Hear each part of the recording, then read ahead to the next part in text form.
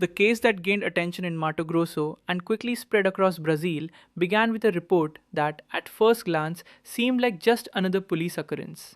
However, as information started to emerge, what came to light was a scenario that shocked due to its brutality and the suspect's cold behavior. According to released information, a man was arrested accused of committing a serious crime against a neighbor inside his own residence. After the act, he allegedly concealed the body at the location, which raised even more questions about how long everything went unnoticed. The investigation indicates that the suspect had some level of proximity with the victim, which may have facilitated the approach and the execution of the crime. This detail drew the attention of investigators as it reinforces a recurring pattern in similar cases: violence happening within close circles where there is some level of trust or coexistence. One of the points that most impacted the case was the suspect's behavior after the crime. According to reports, he contacted his ex partner and told her what he had done. For the police, this attitude demonstrates a level of coldness and lack of remorse, which is now being analyzed as part of the suspect's psychological profile.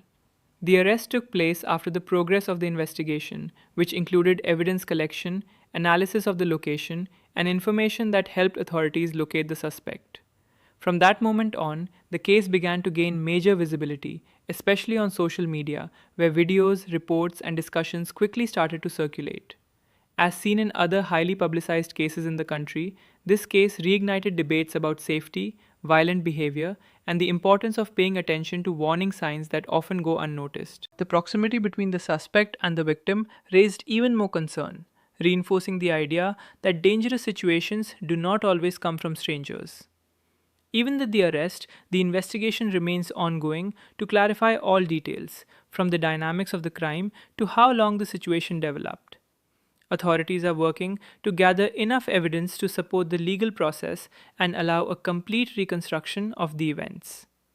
Cases like this, although unfortunately not isolated, continue to generate strong social impact precisely because they expose a difficult reality to understand: violence that emerges in seemingly ordinary environments and often only becomes visible when it is already too late. Military and civil police officers arrested on Monday Valdine Pedroso de Almeida, 14 years old, identified as the main suspect in the crime involving Maria Selma Rocha dos Anjos, 51, in the city of Rondonópolis, located about 215 kilometers from Cuiabá, in the state of Mato Grosso. The case, which began on Sunday, quickly drew attention due to the circumstances in which the victim was found and the details revealed during the early stages of the investigation. According to official information, Maria Selma was located buried in the backyard of a residence in the Matias Neves neighborhood. The discovery was made after investigative efforts intensified, leading authorities to search the property where the crime is believed to have taken place. The condition in which she was found caused strong reactions among investigators, highlighting the severity of the situation. Initial reports indicate that the victim was gagged with a bedsheet and was wearing only a bra at the time she was found. In addition, she had multiple injuries to the head, which are now being analyzed by forensic experts as part of the effort to determine the exact sequence of events. The forensic examination is expected to provide more precise details regarding the dynamics of the crime and the time frame in which it occurred. Valdine Pedroso de Almeida was identified as the primary suspect shortly after the body was discovered. According to police, he had a previous connection to the area, as he is the ex-husband of one of the victim's neighbors. Investigators believe this proximity may have facilitated his access to the location and to the victim, a factor that is often observed in cases where the suspect is not a stranger. Authorities also confirmed that the suspect has an extensive criminal record, with at least 14 prior police reports registered against him. While the specific nature of these records has not been fully detailed in the initial disclosures, investigators are now reviewing his background as part of a broader effort to understand behavioral patterns and any possible escalation over time. One of the most disturbing elements of the case, according to information released, involves the suspect's actions prior to and during the crime. Police reported that Valdine sent a video to his ex-wife in which he appeared carrying out the attack against Maria Selma. This material is now considered a key piece of evidence and is being analyzed carefully by authorities. Investigators are working to verify its authenticity, determine when it was recorded, and understand the context in which it was sent.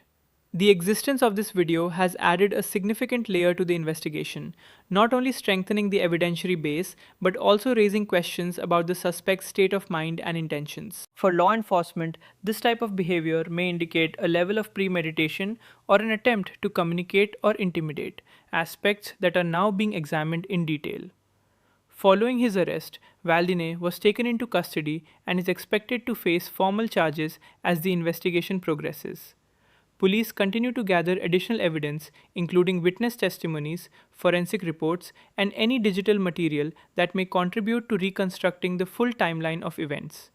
Authorities have emphasized that the investigation remains ongoing and new information may emerge as forensic analyses are completed and testimonies are further explored. The goal is to establish a clear and detailed account of what happened, ensuring that all aspects of the case are properly documented and presented in the legal process. The case has generated strong public reaction in the region and beyond, not only because of the brutality involved, but also due to the circumstances surrounding the suspect and the way the events unfolded.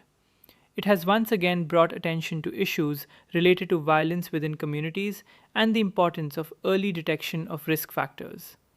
As the investigation continues, officials reaffirm their commitment to clarifying every detail, holding those responsible accountable, and ensuring that the case is handled with the seriousness it demands. Further developments in the case highlight the critical role played by Valdine's ex-wife in uncovering what had happened.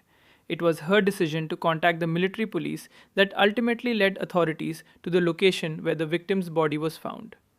After receiving alarming information, she alerted law enforcement, prompting immediate action and a series of search efforts that resulted in the discovery of Maria Selma. According to preliminary investigative findings, there are suspicions that the victim may have been subjected to sexual violence. However, authorities emphasize that this aspect is still under forensic examination and will only be confirmed through official reports. A criminal forensic expert, speaking to the local news outlet Agora MT, described in detail the condition in which the victim was found. According to the expert, she had suffered multiple blows and had severe facial injuries to the point of being described as disfigured. Her mouth had been restrained using a bedsheet, and her body was found without clothing, which raised further concern among investigators regarding the nature of the crime. The expert also provided details about the scene. At the location, there were several objects scattered around, including a water tank, and part of the victim's body was initially visible. Investigators believe the suspect used a purple curtain to wrap the victim before placing her inside a plastic bag. The body was then concealed in the backyard. According to the expert, the injuries were concentrated on the face, and forensic teams are analyzing these elements to better understand how the events unfolded. Information from the official military police report further clarifies the sequence that led to police intervention. The woman who contacted authorities reported that the suspect, her ex-husband, had previously threatened her life. Due to these threats, she had been living in hiding, fearing for her safety. This history added urgency and credibility to her report when she reached out to law enforcement. On Sunday, at approximately 7 p.m., she received phone calls from Valdine. During these calls, he allegedly threatened her again and showed her a video in which a woman appeared lifeless inside a room without clothing and resembling the neighbor Maria Selma. Realizing the seriousness of the situation, she immediately provided the address to the police, allowing officers to respond quickly. Police teams proceeded to the indicated location in the Matthias Neves III neighborhood. Upon arrival, officers encountered the suspect and began questioning him about Maria Selma's whereabouts. He claimed that she had left earlier that morning, around 8 a.m., to provide services to the owner of a local establishment known as Bar da Amizade. However, inconsistencies in his account quickly raised suspicion. Officers attempted to verify his statements by requesting a contact number associated with his current partner. Calls made to the number were answered but then abruptly disconnected, which further increased concern among investigators and contributed to the decision to intensify the search at the location. These contradictions, combined with the information provided by the ex-wife and the existence of the video, led authorities to expand their efforts within the property. It was during this process that they located the victim's body buried in the backyard, confirming the seriousness of the situation and shifting the case into a more advanced stage of investigation. As the case continues to develop, forensic experts and law enforcement officials are working to establish a precise timeline, confirm all suspicions through technical analysis, and ensure that every detail is accurately documented. Authorities stress that while many elements have already been identified, the investigation remains ongoing, and further findings are expected to provide a clearer understanding of the full sequence of events. Faced with the growing volume of information and the urgency of the situation, police officers intensified their efforts to reconstruct Maria Selma's final movements. One of the first steps taken by the team was to verify the statement provided by the suspect, who claimed that the victim had left early in the morning to carry out work at a local establishment. To confirm this version, officers went to the Bar da Amizade, a location mentioned during initial questioning. At the bar, investigators located an individual who confirmed that Maria Selma had indeed been there earlier that morning, at approximately 9 am. This detail initially appeared to support part of the suspect's account. However, the testimony included a crucial piece of information that would significantly alter the direction of the investigation. According to the witness, Maria did not leave alone. She was reportedly seen departing the location, accompanied by a man who lived nearby. This new element immediately raised suspicion and prompted officers to follow up on the lead. Based on the description and location provided, the police proceeded to the residence associated with the individual mentioned. Upon arrival, the property was found closed, with no immediate response from inside. Given the seriousness of the situation and the growing inconsistencies in the suspect's statements, officers made the decision to forcibly enter the house in order to conduct a search. Once inside, investigators were met with a scene that, at first glance, seemed unusually orderly. The house appeared clean, with no obvious signs of disturbance.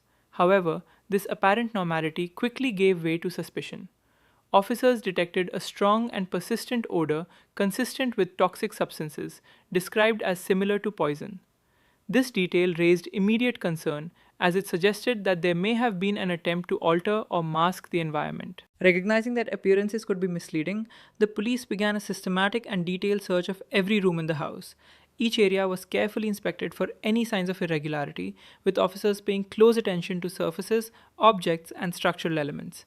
It was during this meticulous process that they identified marks on one of the walls that appeared to be bloodstains. This discovery marked a turning point in the operation. The presence of blood strongly indicated that a violent act may have occurred inside the residence, contradicting the initial impression of cleanliness. Investigators then expanded their search, treating the location as a potential crime scene and looking for additional evidence that could clarify what had taken place. The focus of the search soon extended beyond the interior of the house. Officers moved toward the backyard, an area that often becomes critical in cases involving concealment. There, they encountered a water tank and various objects scattered around the space, which required careful examination. While inspecting the ground and surrounding materials, officers noticed something unusual beneath a covering in the yard. A tarp had been placed over part of the area, drawing their attention.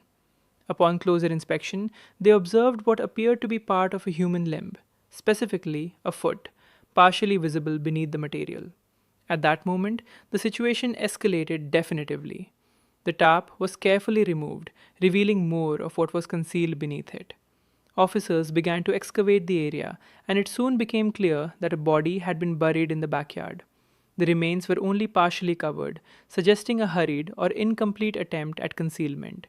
The discovery confirmed that the residence was directly linked to the crime and provided a crucial breakthrough in the investigation. From that point forward, the site was treated as a fully active crime scene, with forensic teams expected to conduct detailed analyses of the soil, objects, and any biological evidence present. Following these developments, Valdene was taken into custody and transported to the civil police station, where he began providing his statement. Authorities are now working to confront his version of events with the evidence collected at the scene, including witness accounts, forensic findings, and the physical conditions observed both inside the house and in the backyard. Investigators are also focusing on establishing a precise timeline from the moment Maria Selma was last seen at the bar to her departure with the individual mentioned by the witness, and finally to the events that occurred inside the residence. Each element is being carefully analyzed to ensure that the sequence of events is accurately reconstructed. In parallel, forensic experts are expected to play a key role in clarifying critical aspects of the case. This includes analyzing the blood marks found inside the house, examining the condition in which the body was discovered, and determining how long it had been concealed at the location. The presence of a strong chemical odor inside the residence is also under evaluation, as authorities seek to understand whether any substances were used in an attempt to alter the environment or interfere with evidence. The investigation remains active and ongoing, with authorities emphasizing that each detail, no matter how small, can contribute to a broader understanding of what happened. The combination of witness testimony, physical evidence, and forensic analysis is expected to form the basis of a comprehensive case aimed at ensuring full accountability. What began as a search for a missing person quickly evolved into a complex and deeply disturbing investigation, marked by a sequence of discoveries that gradually revealed the extent of what had occurred.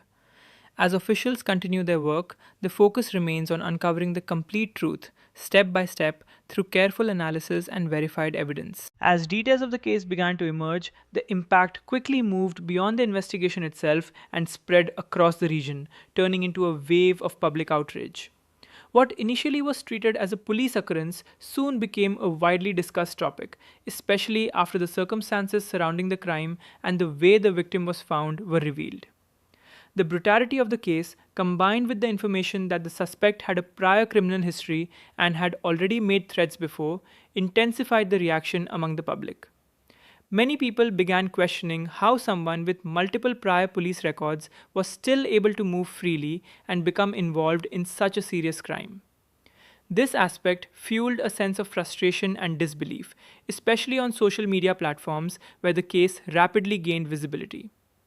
The involvement of the suspect's ex-wife also became a central point of discussion. The fact that she had reportedly been living in hiding due to previous threats highlighted a broader concern about protection mechanisms and whether earlier warnings could have led to intervention. For many, this detail transformed the case from an isolated ghatna into a reflection of larger systemic issues. As more information was shared, including the discovery of the body, the conditions at the scene, and the existence of video evidence, public reaction intensified. Online, the case became viral, with users sharing news reports, expressing anger, and demanding accountability. The emotional tone of the discussions ranged from shock to deep indignation, with many emphasizing the need for stronger preventive measures. In the city of Rondonópolis and surrounding areas, the case also generated local commotion. Conversations extended beyond digital platforms and into everyday environments, with residents expressing concern about safety and the possibility of similar situations occurring within their own communities. The fact that the victim and suspect were connected through proximity made the case even more unsettling for many. Another factor that contributed to the widespread reaction was the sequence of events uncovered during the investigation. The idea that the victim had been seen earlier in the day, that there were inconsistencies in the suspect's statements, and that the body was later found concealed in a residential backyard created a narrative that deeply affected public perception. Each new detail added to the sense of gravity and reinforced the emotional response. For authorities, the visibility of the case brought additional pressure. Investigators became aware that the public was closely following every update, expecting clear answers and accountability. While officials continued to emphasize the importance of relying on verified information, the intensity of public reaction made the case one of significant attention. Beyond immediate reactions, the case also sparked broader discussions about violence, community awareness, and the importance of taking threats seriously. Many began to reflect on how warning signs, such as previous threats or unusual behavior, can sometimes go unaddressed until a situation escalates. In this context, the case evolved into more than just a criminal investigation. It became a symbol of collective concern, frustration, and demand for change. The sense of revolt was not only directed at the individual accused, but also at the circumstances that allowed the situation to develop. Ultimately, the widespread repercussion of the case demonstrates how certain events resonate deeply within society, especially when they expose vulnerabilities that affect not just one individual, but the broader community. The outrage that followed reflects a collective response to a reality that many find difficult to accept, and a growing demand for awareness, prevention, and accountability. The widespread reaction to cases like this often goes beyond shock and outrage. It opens a deeper conversation about safety, prevention, and the broader reality of violence in Brazil. While each case has its own circumstances, many of them expose recurring patterns that highlight the need for stronger protective systems, greater awareness, and more effective responses at both the community and institutional levels. Brazil is a country of immense diversity, culture, and resilience, but it also faces ongoing challenges related to public safety. In many regions, violence is not always random. It is often linked to social inequality, lack of access to education, limited economic opportunities, and gaps in public security systems. These factors can create environments where harmful behavior develops and escalates over time, sometimes without early intervention. Improving safety requires a multi layered approach. One of the most important elements is strengthening community awareness. In many cases, warning signs exist long before a situation reaches a critical point. These signs may include repeated threats, sudden isolation, visible fear, or drastic changes in behavior. Encouraging people to recognize these indicators and feel empowered to report concerns can make a significant difference. A more attentive society is often the first line of defense. Another key factor is improving trust between the population and law enforcement. When individuals feel safe reporting threats or suspicious behavior, authorities have a better chance of acting early. This involves not only increasing police presence in certain areas, but also ensuring that responses are efficient, respectful, and consistent.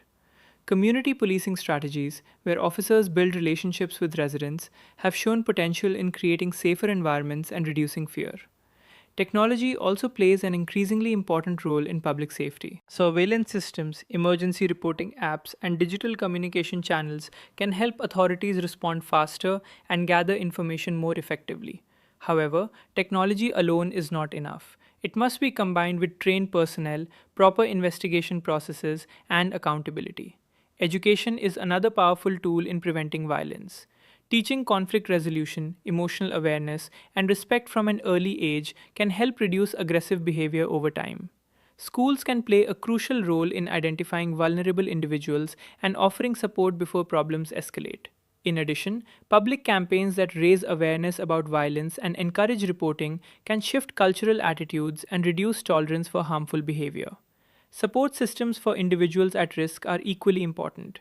This includes shelters, counseling services, and legal protection for those facing threats. In situations where someone has already reported danger, such as threats from a former partner, rapid and effective protective measures are essential. Delays or failures in these systems can have serious consequences, which is why continuous improvement and investment are necessary. At a broader level, addressing the root causes of violence is fundamental. Reducing inequality, improving access to education, and creating economic opportunities can help prevent the conditions that often contribute to criminal behavior. While these are long term solutions, they are critical for building a safer society over time. It is also important to recognize that violence in Brazil is not uniform. It varies greatly depending on the region, the type of crime, and the social context.